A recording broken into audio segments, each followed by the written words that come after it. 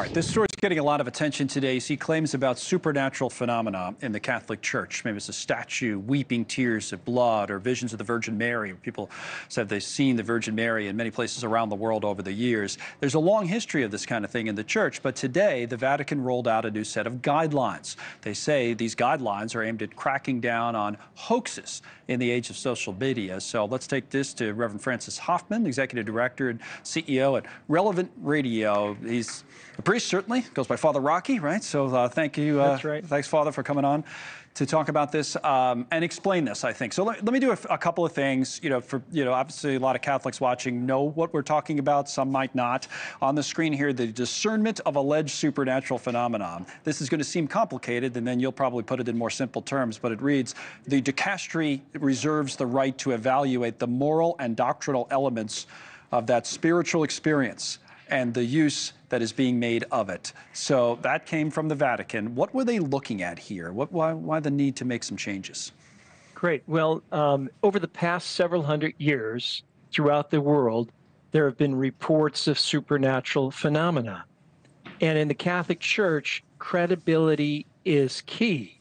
We don't want to move people in the direction of something that is false. So with this document today, it's an evolution of thinking and I would say pastoral practice over the last hundreds of years. So kind of put in perspective, in the last 500 years, there have only been 15 or 16 reported apparitions that have received an official approval. Mm-hmm. It's very rare. The big names would be Guadalupe, Fatima, Lourdes, and in the United States of America, Champion, Wisconsin. This is very, very unusual. Most of them never rise to that rank. And so the Vatican has established a new way of looking at it. They say from now on, we're not going to say, yes, this is of supernatural origin and you can believe it. At most, they're going to say, all right, there's no problem with this if you want to believe it. That's called Nichole It used to be 3 categories of reviewing something like this. And the first one is, yes, it's true, you can believe it. Second was, we're not sure. And third one was, no, definitely not. And I'm simplifying the whole thing. Now it's more nuanced. And I believe because of that, it's more credible. There are 6 different levels. Okay, so there's 6 different levels now. This has a lot to do with technology. Is that what because in the past, obviously, you wouldn't have had this technology. All of this is based on faith or people saying that they saw something, and then it was hard to verify it, I would think, in the past. So what's changed now? Certainly since the year 2007, the smartphone and 7.2 billion people in the world connected to the internet, news moves very quickly, and so can no longer be simply up to the local bishop. It has worldwide impact. So the Vatican says not only does the local bishop need to weigh in, but the Vatican needs to weigh in. And of course, we live in an age of false information. I think what happens, though, over time, everything kind of rises to its surface. People might go to a place because they have been spiritually blessed or they received a miracle or an answer to the prayer.